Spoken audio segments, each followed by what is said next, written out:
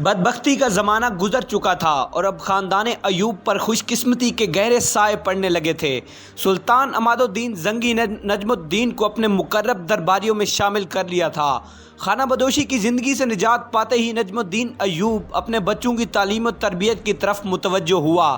اب یوسف 4 سال کا ہو چکا تھا۔ اس زمانے کی رواج کے مطابق یوسف یعنی صلاح الدین کو قرآن کریم کی تعلیم حاصل کرنے کے لیے مکتب میں داخل کر دیا گیا۔ وہ اپنے دونوں بڑے بھائیوں توران شاہ اور شمس الدولہ سے بہت مختلف نظر آتا تھا۔ بچہ ہونے کے باوجود نہ وہ کسی سے جھگڑا کرتا تھا اور نہ اس کے کسی عمل سے شرارت جھلکتی تھی۔ یوسف غیر معمولی حد تک سنجیدہ تھا اور اس کی آنکھیں ہر وقت کھوئی کھوئی ہی رہتی تھی، جیسے وہ کسی گہری سوچ میں گم ہو۔ اساتذہ اس کی بہت تعریفیں کرتے تھے۔ یوسف کا حافظہ بہت قوی تھا، سرسری باتوں کو بھی اپنے ذہن میں محفوظ رکھتا تھا۔ ست الملک خاتون اپنے چھوٹے بیٹے سے بہت محبت کرتی تھی، مگر جب موصل آ کر اس کے ہاں چوتھا لڑکا ملک العادل پیدا ہوا تو فطری طور پر ماں کی محبت تقسیم ہو گئی۔ وقت تیزی سے گزر رہا تھا۔ اب یوسف یعنی صلاح الدین کی عمر 7 سال تھی کہ ایک عجیب واقعہ پیش آیا۔ سلطان عماد الدین زنگی کا دربار آراستہ تھا۔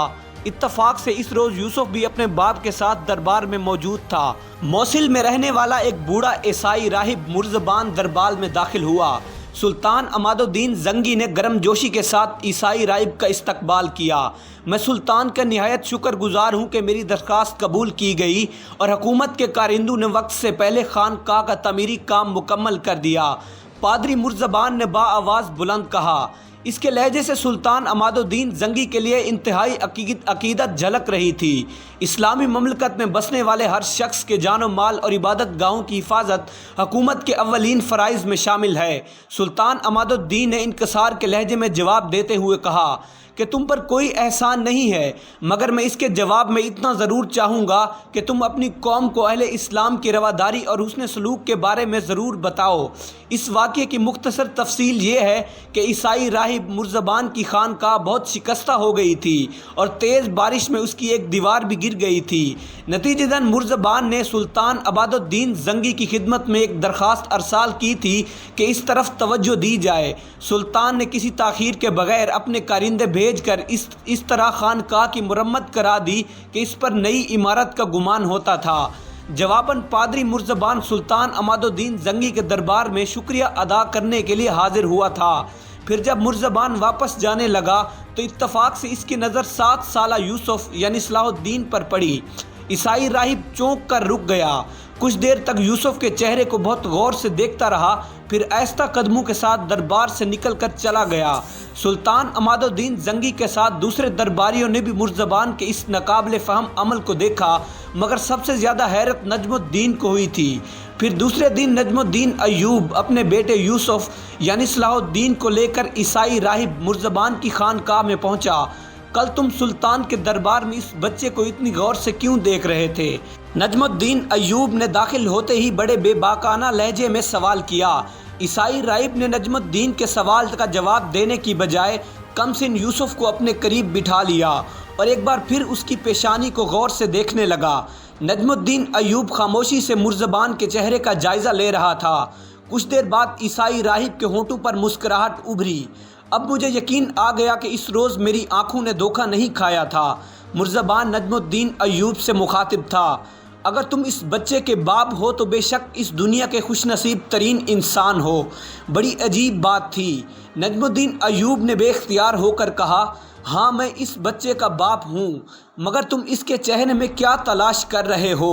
میں اس تحریر کو پڑھ رہا ہوں جو خداوند نے اس بچے کے حوالے سے روز ازل میں لکھی ہے۔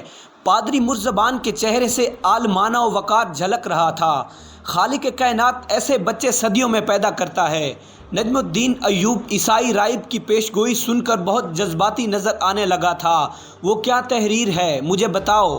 میرے گناہ گار آنکھیں اس آسمانی تحریر کو مکمل طور پر نہیں پڑھ سکتی، پادری مرزبان نے پرسوز عاجزانہ لہجے میں کہا۔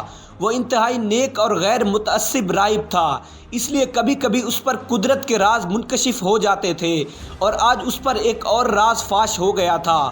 میں اس بچے کے چہرے پر وہ روشنی دیکھ رہا ہوں جو عظیم و شان شہنشاہوں کے خد و خال میں نظر آتی ہے۔ عیسائی راہب کی بات سن کر نجم الدین پر سکتے کی سی کیفیت طاری ہو گئی۔ آج تک وہ جس بچے کو اپنے لیے منحوس تصور کرتا تھا، وہی بچہ مرزبان کی نظر میں آنے والے زمانے کا جلیل القدر شہنشاہ بھی ہو سکتا تھا۔ عیسائی راہب کی خانقاہ سے جانے کے بعد نجم الدین ایوب نے اس عجیب واقعے کا ذکر اپنی بیوی ست الملوک خاتون سے کیا۔ ماں پہلے سے ہی اپنے بیٹے سے بے پناہ محبت کرتی تھی۔ شوہر کی بات سن کر شدت جذبات سے وارفتہ ہو گئی اور رونے لگی۔ عیسائی راہب کیا بتائے گا، وہ روشنی تو میں ہر وقت اپنے یوسف کے چہرے پر دیکھتی ہوں۔ بیوی نے شکایت آمیز لہجے اور کسی قدر طنزیہ لہجے میں کہا۔ اگرچہ نجم الدین ایوب خود بھی ایک عابد و زاہد انسان تھا، مگر اپنی معزولی کے حادثے سے متاثر ہو کر ہم پرستی کا شکار ہو گیا تھا۔ بیوی کی جذباتی کیفیت دیکھ کر خود بھی آبیدہ ہو گیا۔ اللہ میرے اس گناہ کو معاف کرے کہ میں شیطان کے فریب میں آ کر اپنے بیٹے سے کتنی دور چلا گیا تھا۔ اس واقعے کے بعد نجم الدین ایوب یوسف کی تعلیم و تربیت پر خصوصی توجہ دینے لگا۔ پھر 1 سال بعد ہی نجم الدین ایوب کو اپنے بیوی بچوں کو موصل میں چھوڑ کر ایک خوفناک محاذ جنگ پر جانا پڑا۔ تقریباً 500 سال بعد وقت نے عجیب کروٹ بدلی۔ حضرت فاروق اعظم رضی اللہ تعالی عنہ نے جس بیت المقدس کو 16 ہجری میں انسانی خون کا ایک قطرہ بہائے بغیر فتح کیا تھا، اس متاع عزیز کو اسلام کے وارثوں نے 491 ہجری میں ذلت و رسوائی کے ساتھ گنوا دیا، جس کے نتیجے میں ایک مضبوط عیسائی ریاست قائم ہو گئی اور ایک انتہائی متاثر عیسائی گاڈفرے یروشلم کا شہنشاہ بن گیا۔ اس سے پہلے 2 اور عیسائی سلطنتیں انطاکیہ اور ایڈیسیا قائم ہو چکی تھی۔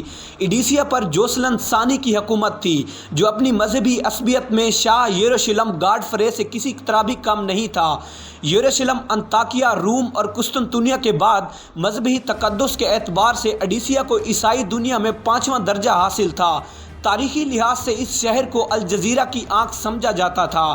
صلیبیوں نے یہاں زبردست فوجی طاقت جمع کر رکھی تھی اور اس کے ساتھ ہی ایڈیسیا کو یروشلم کی تائید اور سرپرستی بھی حاصل تھی۔ مسلمانوں کو شہر کی جنگی اہمیت کا بخوبی اندازہ تھا اور وہ ایڈیسیا کو اسلامی اقتدار کے لیے ایک مستقل خطرہ سمجھ رہے تھے۔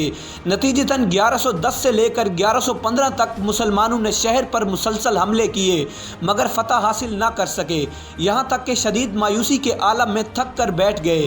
پھر جب عماد الدین زنگی نے موصل اور دمشق میں دوبارہ اقتدار حاصل کر لیا تو ایڈیسیا کی طرف متوجہ ہوا۔ اس موقع پر اس کے بعض مشیروں نے مشورہ دیتے ہوئے کہا، سلطان کو ایڈیسیا پر حملہ کرنے کی بجائے اپنے علاقوں میں استحکام کی فکر کرنی چاہیے۔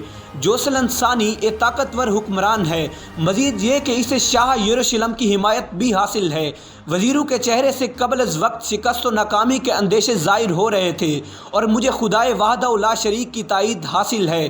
عماد الدین زنگی نے اپنی گشت شہادت بلند کرتے ہوئے انتہائی پرجلال لہجے میں کہا، ایڈیسیا اس زہر آلود خنجر کی طرح ہے جو مسلمانوں کی شاہ رگ کے قریب رکھا ہوا ہے، اور اس سے پہلے کہ وہ خنجر حرکت میں آئے میں اسے توڑ دینا چاہتا ہوں۔ وزیروں نے عماد الدین کے اس جوش اور جذبے کو وحشت اور جنون سے تعبیر کیا، مگر وہ مرد مجاہد تمام قیاس آرائیوں اور مصلحتوں سے بے نیاز ہو کر طوفان برق و باد کی طرح ایڈیسیا کی طرف بڑھا۔ اس جنگ میں نجم الدین ایوب اور اسد الدین شیر کو اپنی پوری توانائیوں کے ساتھ شریک تھے۔ ان کے سینوں میں بھی اپنے حکمران کی طرح جہاد کی آگ روشن تھی۔ سلطان عماد الدین زنگی کی حکمت عملی یہ تھی کہ وہ اپنے لشکر کے ساتھ رات کے اندھیرے میں سفر کرتا تھا تاکہ وہ دشمن کے جاسوسوں اس کی پیش قدمی سے باخبر نہ ہو سکیں۔ پھر سلطان عماد الدین زنگی اس ایڈیسیا کے قریب پہنچا جب جوسلن ثانی کے سرحدی سپاہی شراب کے نشے میں ایک دوسرے سے چھیڑ چھاڑ کر رہے تھے۔ مسلمان فوجیوں کی تلواریں بے نیام ہوئی اور ایڈیسیا کے سرحدی سپاہیوں کی اکثریت دیکھتے ہی دیکھتے خاک و خون میں مل گئی۔